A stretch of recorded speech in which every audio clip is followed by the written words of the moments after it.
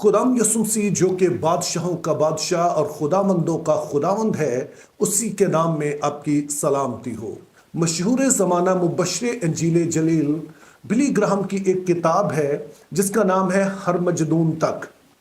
इस किताब में वो इस बात का जायजा लेते हैं कि दुनिया में जो दुख तकलीफ है, हर तरह की परेशानियां हैं, चाहे वो खुदा के लोग हों या ना हो, सभी को उनमें से गुजरना पड़ता है। तो ऐसा क्यों है? तो अपनी किताब को फिर कंक्लूड वो इस बात से करते हैं कि दुख तकलीफ का ये सिलसिला हर मजदूम तक जारी रहेगा।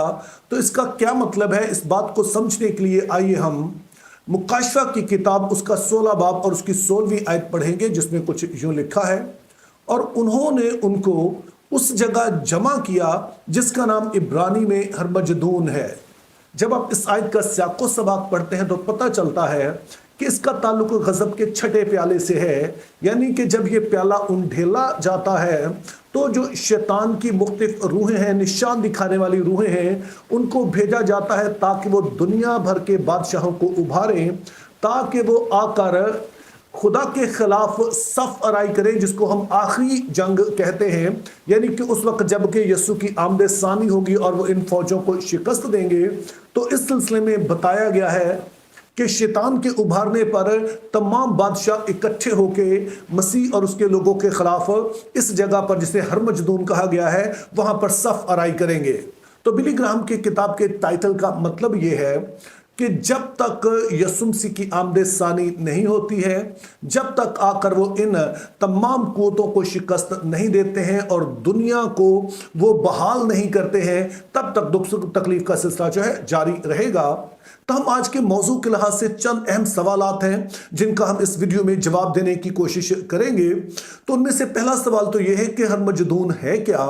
फिर ये फौजें यहां पर आकर क्यों इकट्ठी हो रही हैं? और क्या वाकयातन ये आखिरी जंग जो होगी, जब मसीह की आमद सानी होगी, उससे पहले वाकयातन इसी इलाके में आकर फौजें जमा होंगी?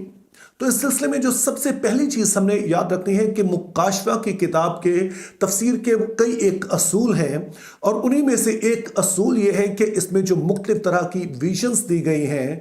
उन्हें हमें अहद अतीक के वाकयात की रोशनी में समझना चाहिए। इससे मुराद ये है कि यूहन्ना को जो मुकाशफा है वो अहद अतीक की जुबान में दिया गया। मिसाल के तौर पर जब आप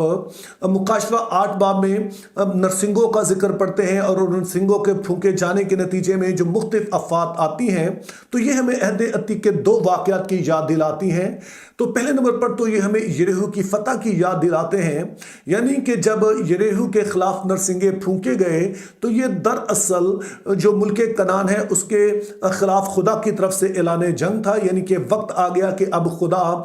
यहाँ पर होने वाली तमाम मकरूहात का खात्मा करे और वहाँ पर खुदा के लोग बसें। और इन नरसिंगों के नतीजे में आने वाली अफवात हमें मिस्र में आने वाली अफवात की याद दिलाती हैं कि किस तरह से खुदा ने उन अफवात के जरिए से जो मिस्र पर आई, मिस्र के देवताओं का पोल खोल दिया कि अपने आप में उनकी कोई हैसियत नहीं है और खुदा के सामने वो बेवकत है, वो कुछ भी नहीं कर सकते हैं। और फिर यही असूल जो मुकाशफा की किताब में मुख्तलिफ तरह की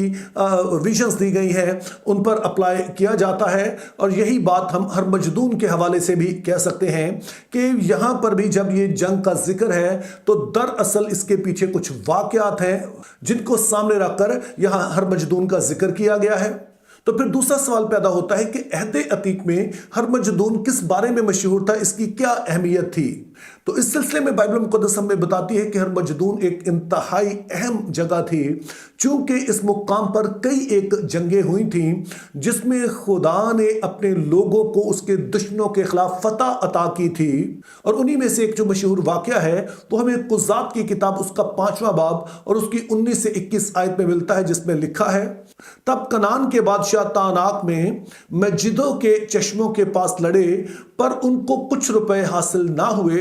आसमान की तरफ से भी लड़ाई हुई, बल्कि सितारे भी अपनी अपनी मंजिल में सिसरा से लड़े। कैसून नदी उनको बहा ले गई, यानी वही पुरानी नदी जो कैसून नदी है। ऐ मेरी जान तू जोरों में चल।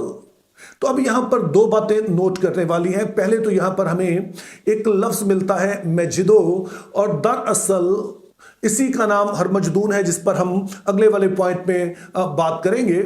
और दूसरी अहम बात यह है कि इन आयात का ताल्लुक दबूरा और बरक की स्टोरी से है कि जब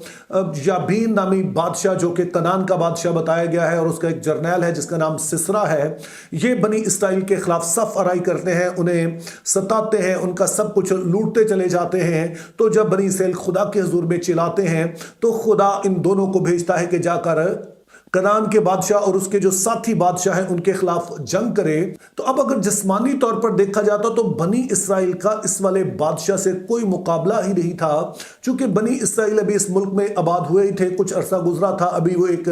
कौम के तौर पर भी अभी डेवलप नहीं हुए थे, और उनके पास वो सारे हथियार भी नहीं थे। जबकि सिसरा के पास हर तरह के हथियार और ख़ास तौर पर लोहे के रथ भी थे। लेकिन जब जंग शुरू हुई तो फिर यही रथ उनके लिए वबाले जान भी बन गए, चूंकि बनी इसराइल ने तो जो लड़ना था लड़ना ही था, लेकिन खुदा की तरफ से एक ख़ास ये इंतज़ाम हुआ कि इसी दौरान में बारिश शुरू हो गई, जिसमें बड़े बड़े ओले भी गिरे, और उसका नतीजा ये हुआ कि ये सारा इलाका जो था ये कीचड़ से भर गया। तो वो जो लोहे के रथ थे जो वजनी थे, तो अब वो जमीन में धंस गए और उनको चलाना मुश्किल हो गया। तो जो उनकी ताकत थी दरअसल वही उनके लिए अजाब बन गई। तो इस तरह से हम देखते हैं कि खुदा अपने लोगों के साथ होकर अपने लोगों के और उसके जो दुश्मन थे उनके खिलाफ लड़ा और उनको फतह अता की। तो इस तरह से ये इलाका यानी हरमजदून का इलाका इस बात के लिए मशहूर हो गया कि ये वो जगह है जहां पर खुदा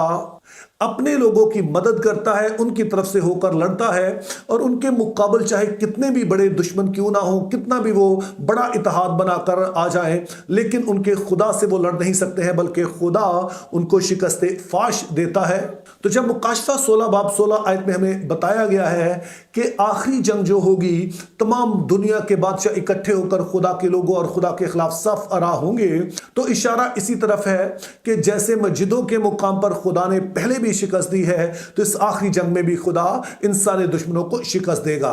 लेकिन फिर तीसरा सवाल पैदा होता है कि हरमजदून में ऐसी क्या खास बात है कि लोग यहां पर आकर इकट्ठे होते हैं। तो उसके लिए ज़हन में रखिए कि हरमजदून का लफ्ज़ी मतलब बनता है मस्जिदों का पहाड़, चूंकि हर का मतलब होता है पहाड़ और मस्जिदों जैसे हमने कहा शहर का नाम है, तो वहीं से फिर इन दोनों को मिलाकर हरमजदून बन गया। तो इस इलाके में एक पहाड़ था जिसके ऊपर एक किला बना हुआ था, जहां पर इसराइली बादशाह काफ़ी महफूज होते थे, चूंकि इसके सामने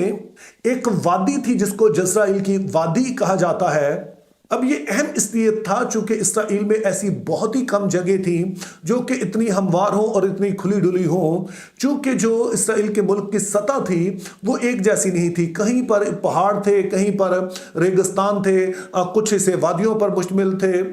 एक तरफ साले समुंदर था, दूसरी तरफ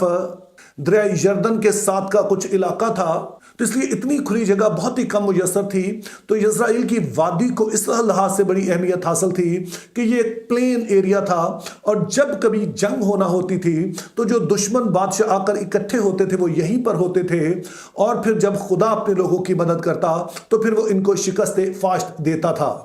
और अब हमारे पास आखिरी सवाल आ जाता है कि क्या वाकई ये जो आखिरी जंग है ये हरमजदून के इलाके में ही होनी है?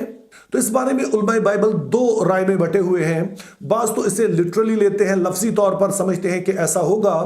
ताहम उलमा की जो ज़्यादा मोतबर तादाद है और ज़्यादा बड़ी तादाद है वो समझती है कि इसे हमें सिर्फ अलामत के तौर पर ही लेना चाहिए। और उसकी एक बड़ी वजह यह है कि मुकाशफा की किताब में जो बताया गया है, जितनी बड़ी फ़ौजों का बताया गया है कि दुनिया भर के बादशाह वहाँ फ़ौजें इकट्ठी कर रहे हैं, तो ये वादी इतनी बड़ी नहीं है कि इन सारे जो सिपाही हैं, फौजी हैं, उनको यहाँ पर इकट्ठा किया जा सके। क्योंकि एक आध फौज तो यहाँ पर इकट्ठी हो सकती है, लेकिन अगर हम कहें कि इतनी बड़ी तादाद में जो कि करोड़ों में बनती है, तो उसके लिए ये जगह बहुत ही छोटी है। तो इसीलिए उलमाए बाइबल का ये मानना है کہ جس طرح سے خدا تعالیٰ عہد عتیق میں مجدوں کے اس علاقے میں ہر مجدون میں یزرائیل کے اس وادی میں اپنے دشمنوں کو شکست دیتے آئے ہیں، تو جب مسیح کی آمد ثانی ہوگی، جب آ کر وہ زمین پر اپنی ظاہری بادشاہی قائم کریں گے، تو اس وقت بھی چاہے دنیا کتنی بھی ان کی مخالفت کرے، لیکن الٹیمیٹلی ان کا انجام بھی وہی ہوگا جو کہ عہد عتیق میں خدا کے لوگوں کے ان سارے دشمنوں کا ہوتا رہا ہے، جو کہ آ کر مجدوں کے علاقے میں، ہر مجدون کے علاقے میں اکٹھے ہوتے رہے ہیں۔ تو اس طرح سے میرے عزیزوں، ہر مجدون دو وجہ سے ہمارے لیے تسلی کا باعث ہے۔ پہلے نمبر پر تو یہ ہمیں یاد دلاتا ہے کہ چاہے خدا کے لوگوں کے خلاف کتنے بھی لوگ صف آرا ہو جائیں، لیکن جب خدا اپنے لوگوں کی طرف سے لڑتا ہے تو پھر کوئی بھی اس کے سامنے ٹھہر نہیں سکتا ہے۔ اور دوسری بات یہ ہے کہ اس دنیا میں چاہے ہم کتنے بھی دکھ اٹھائیں، تکلیفیں اٹھائیں، لیکن یہ ہمیشہ جاری نہیں رہے گا، بلکہ جب خداوند یسوع مسیح آئیں گے، آ کر وہ ساری خدا مخالف قوتوں کو شکست دیں گے، تو پھر ایک ایسی دنیا قائم کی جائے گی، ایسی کائنات ہوگی جس میں دکھ اور تکلیف کا ذکر نہیں ہوگا، اور ہم ہمیشہ اپنے خدا کے ساتھ رہیں گے، اور وہ ہماری آنکھوں کے سامنے پہنچ دے گا۔ Think biblically, live purposefully, have a very good day.